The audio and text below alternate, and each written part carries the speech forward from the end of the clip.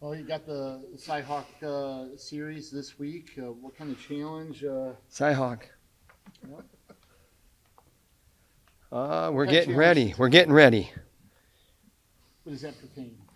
We're getting ready for the next thing. It's highlighted, it's underlined, it's circled in red, and we're getting ready. You mentioned being highlighted and circled in red. As someone who's competed in this and as a coach, how do you feel like this rivalry has evolved over time to where it is today? I think the rivalry was pretty strong back a long time ago. You know, I think when Colonel Meyer got the job here, everything elevated and been a pretty good event.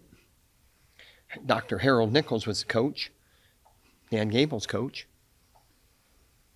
How much? You've got some new faces that haven't been a part of this rivalry before. How much do you share some of those past things or some of that information, or do you just go about business as usual? Sorry to interrupt you. I think that they're well aware, and with the media that's put out and the back and forth and how easy it is to contact your former teammates and how much communication there is and how much communication is shared because somebody sends me a text and then I send it to 25 of my buddies and then they send it to 25 of their buddies. I think that the significance is not lost on anybody. How's that? How much do you rely on guys like Drake Ayala and Mike Caliendo who've been through something like this before to deliver some of that? We rely a lot on our leadership, and Kennedy's part of that. And then you go down the list as age. I mean, Keeter's a part of that. Keeter grew up in the state of Iowa. He grew up in Iowa City, Iowa.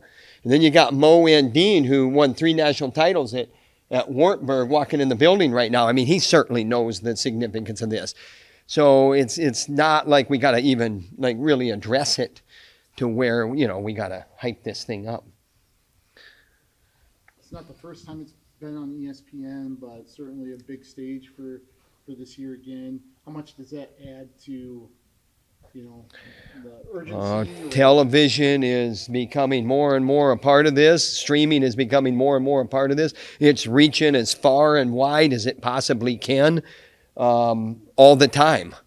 And we just keep doing what we do. I mean, when it's for all the marbles on November 30th, then media is going to be interested in showcasing it. Love it. What do you like about how you guys are wrestling right now, and especially after last week? I think the main thing is that they move on to the next thing. They're forward thinking, forward looking, forward talking. This is not something where if there's a good performance where they're like basking in the spotlight, they are moving forward.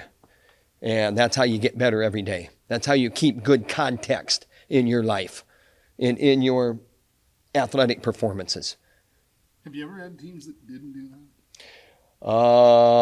I mean, it's a reminder if they don't do it, and this team is pretty good at moving forward. What have you seen from Nasir in these first couple weeks? What stood out about his wrestling? He analyzes himself a lot, and